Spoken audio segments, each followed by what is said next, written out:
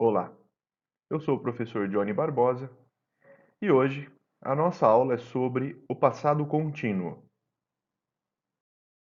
O passado contínuo é utilizado em duas situações. Nós podemos usá-lo para descrever duas ações que estavam acontecendo ao mesmo tempo no passado. Por exemplo, he was studying while Bob was dancing. Observe que eu utilizo a palavra while, enquanto, para indicar que as ações aconteciam simultaneamente.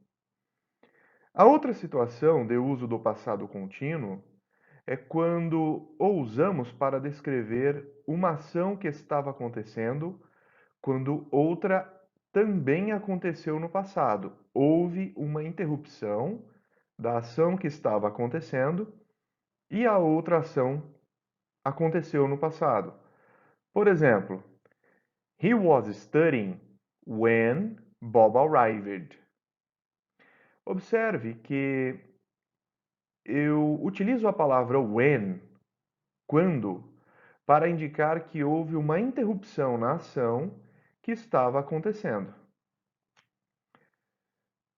Como nós podemos perceber, em ambos os exemplos, o passado contínuo ele é formado com o verbo to be no passado e com o acréscimo de ing ao final do verbo principal. E lembre-se, preste atenção quando você deve usar a palavra while, enquanto, e when, quando. Observe que o verbo to be no passado é usado de acordo com o sujeito. Nós dizemos I was, you were, he was, she was, it was, we were, you were e they were running. A seguir, veremos o acréscimo de ing ao final do verbo. Acrescentamos ing aos verbos terminados em consoante, vogal, consoante, CVC. Nós dobramos a última consoante nesses verbos e acrescentamos ing. Por exemplo, run ficará running e stop, stopping.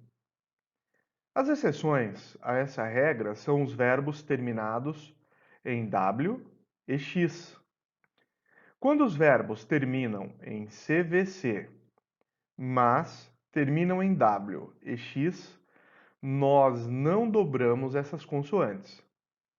Por exemplo, snowing e fixing. Próxima regra. Os verbos com duas sílabas, terminados em consoante, vogal, consoante, com a última sílaba tônica, nós dobramos a consoante e acrescentamos ing. Por exemplo, prefer. Prefer é um verbo com duas sílabas e a última sílaba é forte. Por isso, ao escrevermos preferring, eu dobro o R e o mesmo acontece com begin, que após o acréscimo da última consoante N e do ing, fica beginning. Já os verbos terminados em um E, nós retiramos o E e acrescentamos o ing. Por exemplo, dance, dancing, live, living. Mas atenção, os verbos terminados em IE, nós retiramos o IE e acrescentamos YING. Por exemplo, lie, lying, tie, tying e die, dying. Por fim, vejamos a formação de frases afirmativas, negativas e interrogativas. Para formarmos frases afirmativas, nós usamos o verbo to be depois do sujeito e acrescentamos o ing ao final do verbo. Por exemplo, she was dancing. Já para formarmos frases negativas, nós usamos o not depois do verbo to be e o verbo principal com ing. Por exemplo, she was not or wasn't dancing. E, por fim, para formarmos frases interrogativas, nós usamos o verbo to be antes do sujeito. Por exemplo, was she dancing? Resumindo, quando nós formamos a negativa, é só usar o not depois do to be. Depois do to be, né, no passado.